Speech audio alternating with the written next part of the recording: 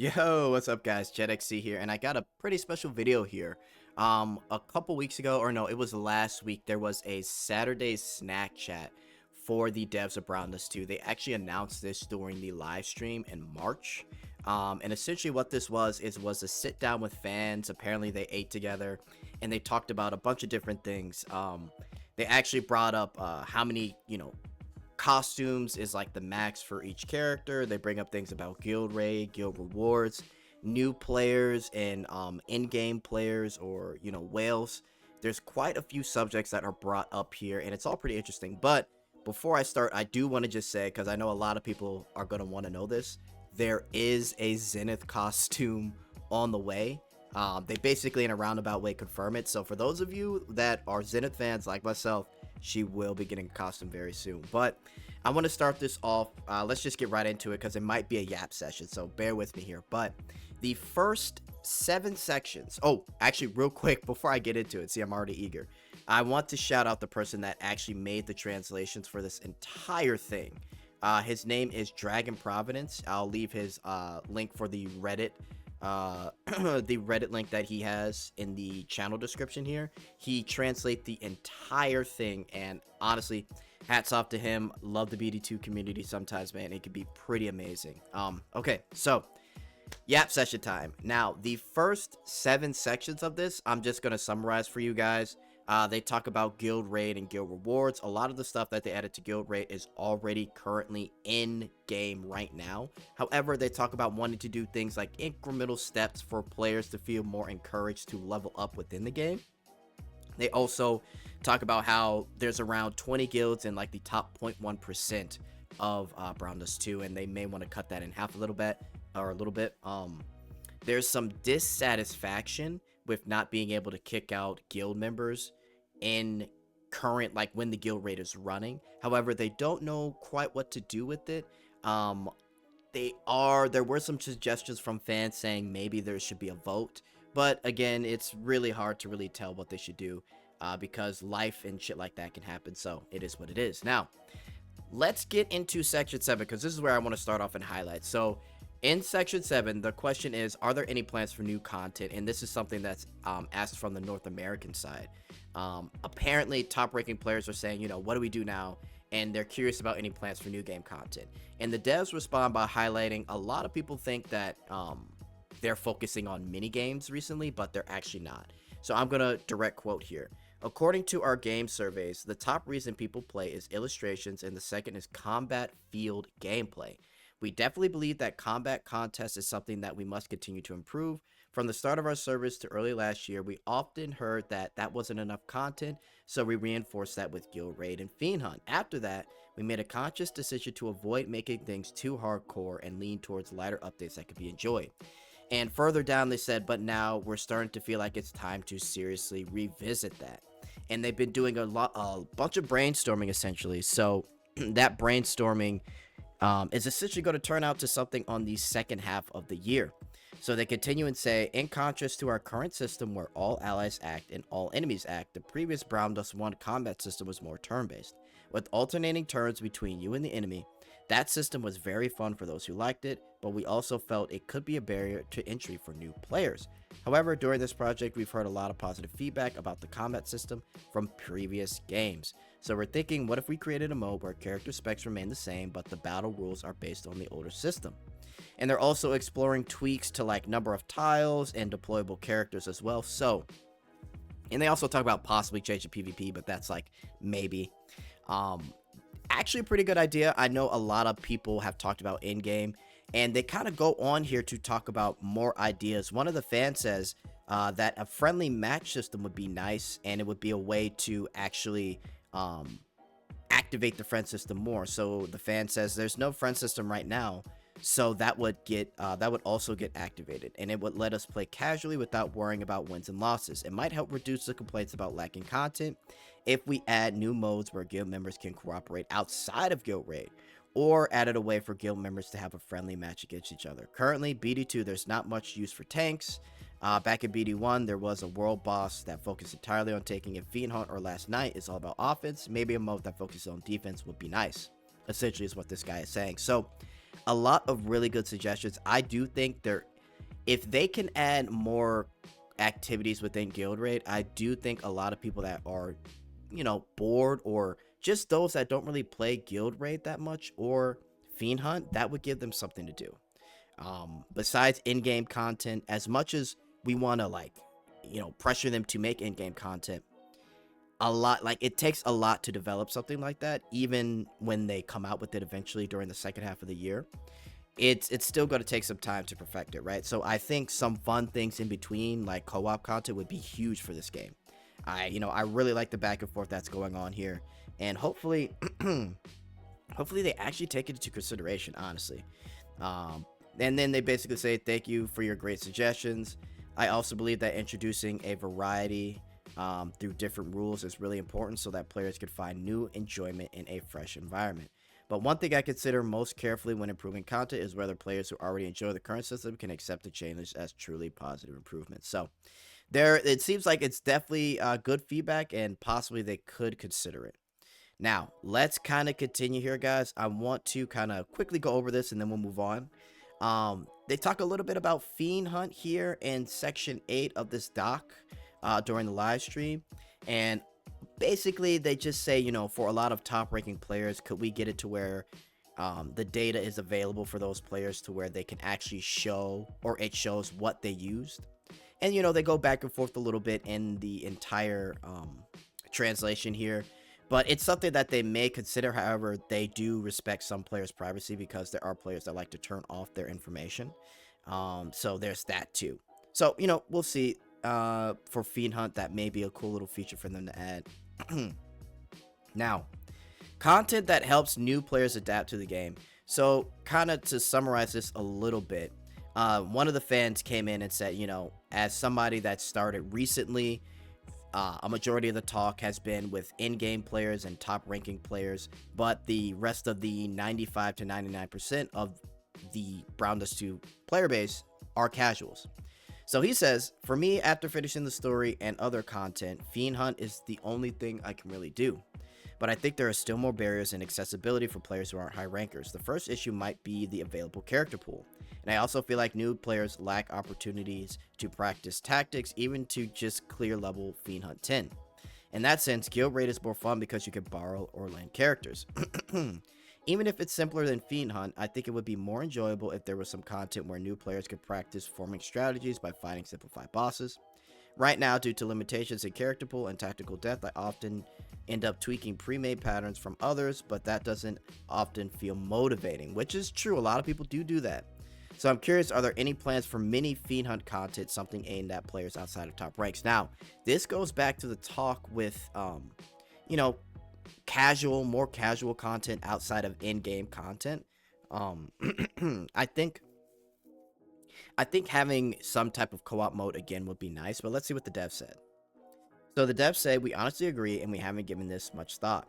We received a lot of feedback about improving convenience features and easy early game access. But most of our focus has been on developing new boss mechanics for Fiend Hunt and Guild Raid and trying to offer fresh experiences within existing systems.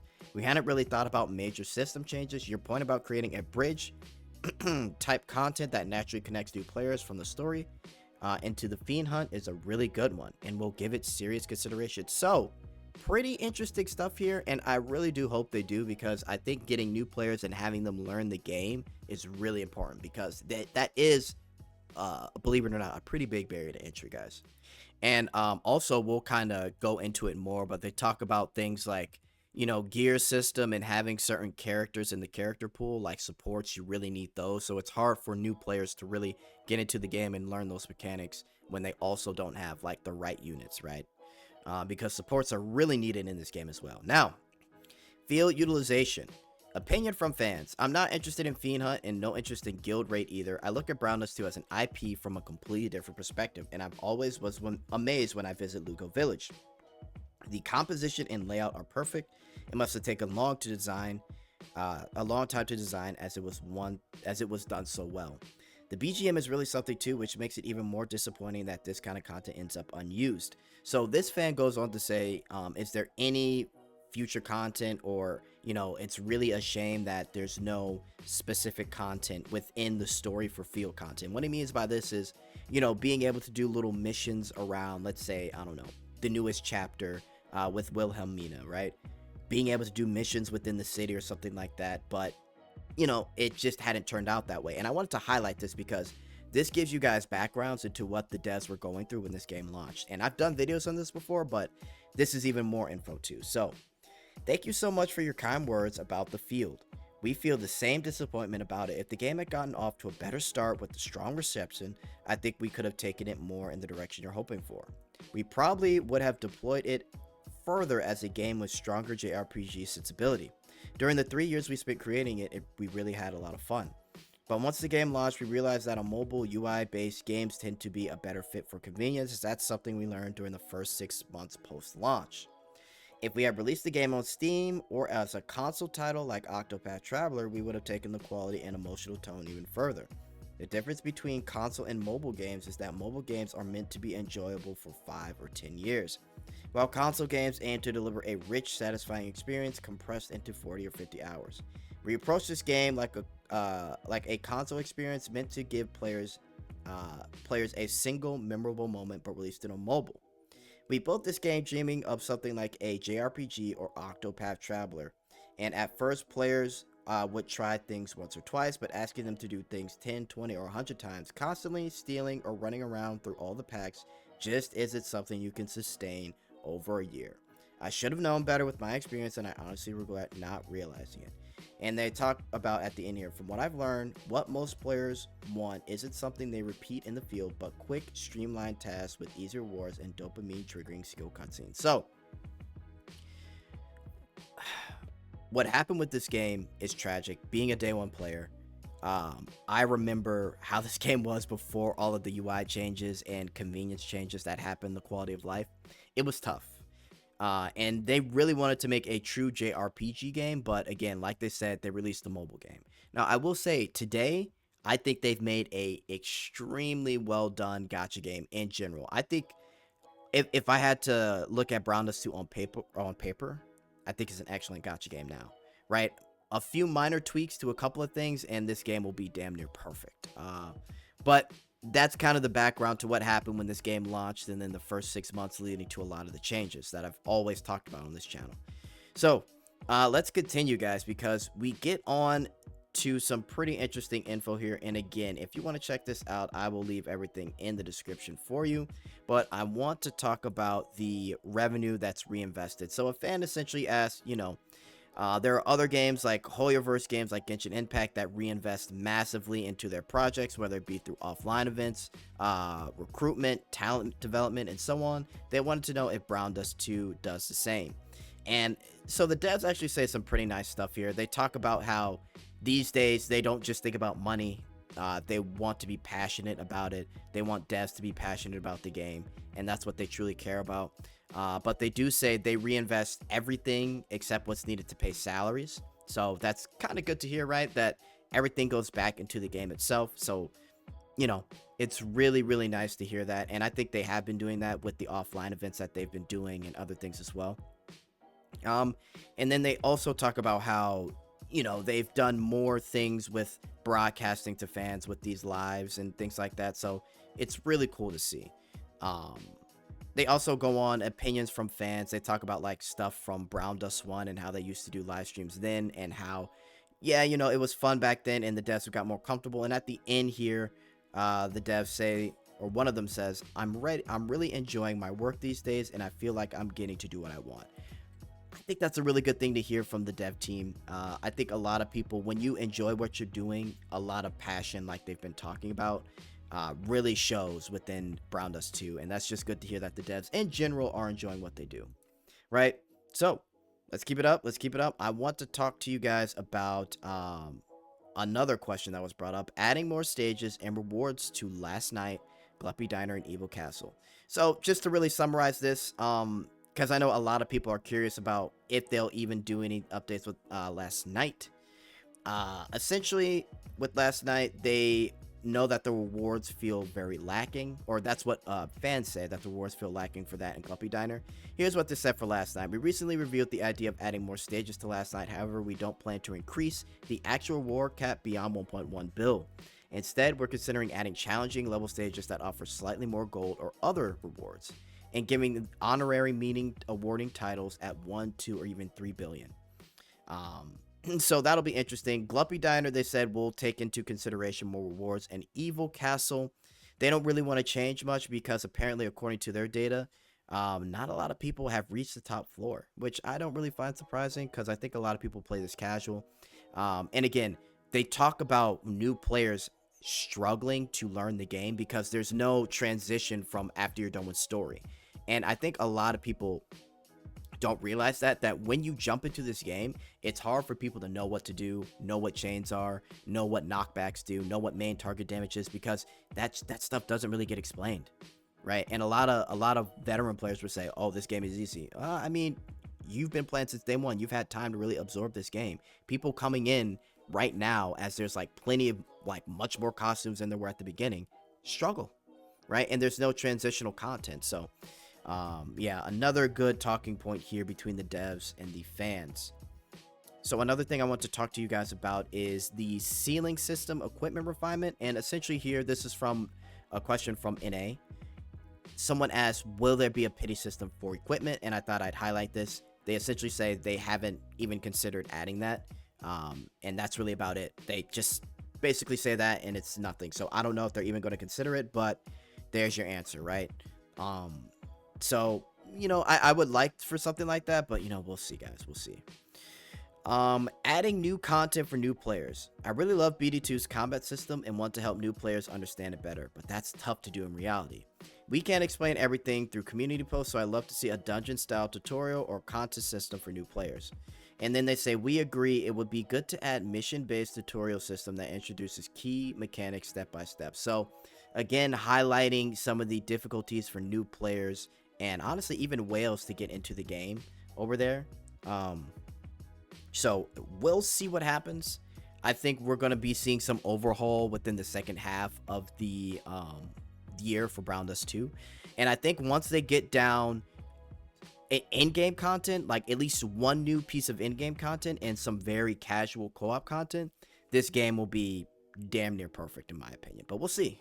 We will see, guys. So let's continue on, because I am yapping up right now. Let's go. So, the next topic here is the ideal number of costumes. So, let's talk about this, because I really want to get into this. Opinion from the fans. Eclipse will have 4 costumes once the wedding one comes out. Is there a target number for costumes per character? For example, Zenith already feels like a completed unit. 0 cost and infinite cooldown. I'm curious about your thoughts on that. Developers' response. So the developers say there are 2 aspects: battle balance and emotional appeal. With Zenith, the push for new costumes feels more of an emotional appeal, which they say players who love Zenith are asking for more. We're positively considering it. In general, we aim to balance around 3 costumes per patch. Eclipse has more because she won first place in the popularity poll. That was expected. It felt like it was only a matter of time. When new characters appear in the story, we try to give them 2 to 3 costumes to fairly quick so they can stand alongside existing characters. So for meta, their aim is around 2 to 3 costumes generally.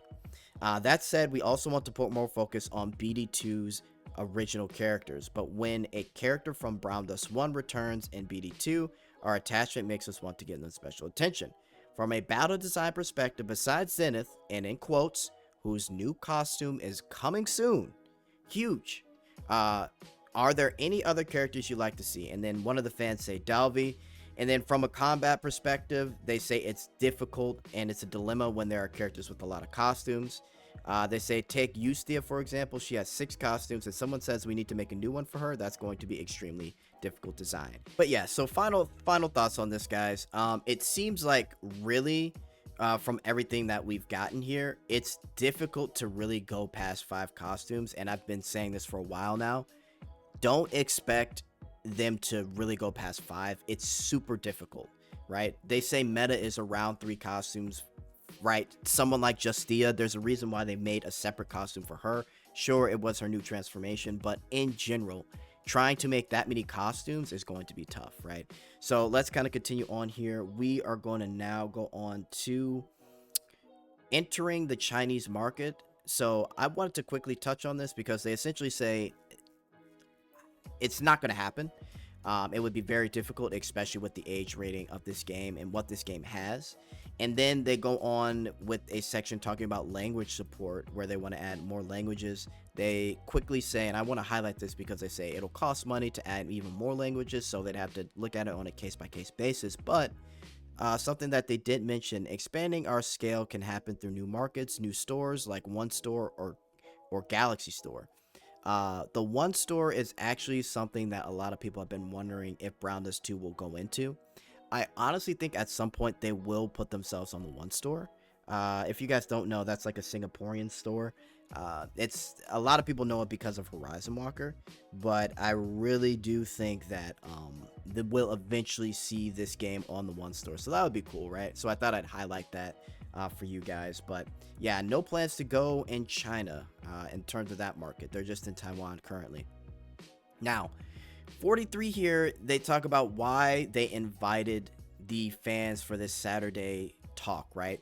And just to quickly summarize, to be very honest, and this is the developers, the reason we invited you today is because we're facing a challenge. During the 1.5 Annie, far more players joined the game than we expected. We were thrilled by the turnout. However, many former players, including some who spent a significant amount, did not return. Even with the Bunny Girl and all kinds of special events, many fans still didn't come back, and that's hard to interpret the reason. So essentially, they're inviting the players to know why. So let's read what they say. Opinion from fans. From a player user's perspective, I think BD2's system that makes it extremely hard for new whales to enter. I thought this was interesting. So listen to this, right? First, limited collabs costumes are a big issue. Once a limited character or item is gone, you can't get it again. For example, even if I start the game now and spend 10 or even 100 million won on Fiend Hunt, I still couldn't break it to the top 100. I really liked the recent package that came out with Ancient Crystals, blah, blah, blah. He talks about the packs. But then he says, even if I spend 7 million won a month, I still can't compete with top ranks. I just end up wandering around the map, watching other players, which makes me feel very limited. So, essentially, the advantage of Wales is that they have limited characters, and they also have, you know, a lot of support or certain characters maxed out +5. And if you think about it, guys, there's also, and they talk about this in the document here, or basically in the live stream, getting weapons maxed out to legendary takes a while, right? Because also as you progress through the story, you have to be able to get legendary weapons to even do a lot of the damage you do now with certain characters.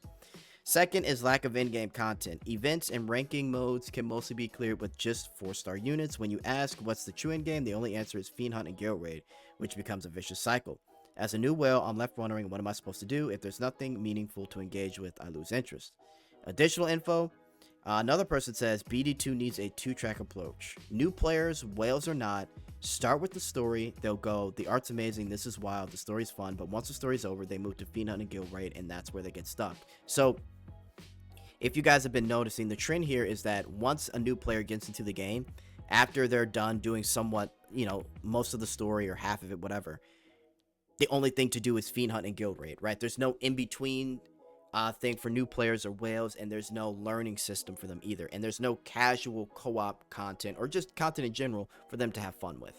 Right now, maybe you can look at seasonal events, or not seasonal events, the event story mode where you can do the challenges in normal mode, sure, but I think they do need something else, right? So this is very interesting to hear. As someone who competes in rankings, I admit if a new whale joined and ended up competing with me, that's threatening, right? But on the flip side, if that whale joins our guild, it's a huge benefit. Right now, hitting the 0.1% in guild rate is insanely difficult unless you're a true veteran, which is very true. If you're a 10-1 player, there's just things you're going to have that newer whales won't have. And that kind of goes into what they've been talking about and what I've been mentioning too. And then lastly, from a fresh start player's perspective, once you enter the story, there isn't much strategy. It's mostly one-shot meta. So the RPG aspects are out and doesn't come across in the BD2 basically strategic identity. Then, after finishing the story, you hit Fiend Hunt and Guild Raid, where everything becomes highly complex. Chain systems, multiplication, base buff, positioning, all of it becomes crucial. As someone mentioned earlier during the break, there needs to be a tutorial and clear bridge type content. And the developers take this into consideration, and they even thank the fans and realize that there is no bridge content, right? Which is the content that we've been talking about throughout this video. And it seems like this may be something that they're seriously going to consider. So yeah, it'll be interesting. Now, just to kind of finish things off here, we've got a couple more and then I'll quit yapping for you guys. But we continue on. Returning to Browndust2, developer question. Many players who spent a lot of money and clearly had deep affection for BD2 have since left. They aren't returning. Why do you think those who quit after spending so much aren't coming back? So they really want to know this, and I want to highlight one thing. This isn't to say that they're struggling monetarily. They're not. They're not at all. They just want to know why a certain subset of players aren't coming back. And one fan says the biggest reason they're not coming back is because they're already committed to other games, which this guy brings up how he left Browndust2 for Nikke, and essentially he says that Nikke kind of takes up a lot more of your time than Browndust2 does, which isn't necessarily a bad thing. That's one of the benefits of Browndust2. However, it's not as quote-unquote sweaty as other intense gacha games like Nikke and Epic 7. And so they say no matter how big an event or how good the vibes are in different games, if you're focused on the current game, it's hard to even notice others. Right, so that was interesting. However, the devs say, for those of you who left the game and returned, what brought you back? The art. Seriously, the art brought me back. I've played both BD1 and BD2 off multiple times. People quit games when they get bored, no matter how good the game is, but eventually come back. I came back because there's no other game that satisfied me like BD2. So he mentions the art being a huge factor and just how he enjoys BD2 no matter what. And they kind of go back and forth here, but it was some very good discussion in general. So let's continue here because we've got one more thing. But just to highlight real quick, they talk about co-op content. A fan gives his opinion on if they had co-op, that might be something meaningful for those that are on the verge of quitting, which again, this is something that they highlight. And the devs also say that, you know, it's something that they will seriously consider. So co-op content seems to be something that a lot of whales and new players all agree on would be really fun. And I absolutely agree as well. And so to end it off, there is one more thing which I thought was funny. It's about the PC client. Fan feedback says, previously I could stretch the window to fit my monitor in window mode, but now the aspect ratio is locked and parts of the screen gets cut off. Can this be improved? And the developer response is, we modeled it after Nikke, and the UI team initially thought free scaling was not ideal, so it was at a fixed ratio. We'll discuss internally whether we can roll it back to previous banners. If you guys don't know, they use Nikke a lot when it comes to comparisons and like looking at the market. So pretty interesting stuff. But yeah, guys, that is pretty much it. Again, I'll leave the link in the description. But my overall thoughts: 1, Zenith is coming back. 2, I think this is a great idea to really see what's coming to Browndust2. I predict we have a new in-game mode with basically turn-based tactics, which is one character goes and another character goes on the enemy team, and then we're going to have some type of co-op based casual content. And once we're able to get that, I think we'll kind of bring Browndust2 together. And also too, just remember guys, a lot of people want mini costumes for many characters, but after it gets up to 5, it's really tough for them to really balance. But yeah, that's really it from me. So let me know what you guys think in the comments. I'd be super curious. All right, I'm out. Later.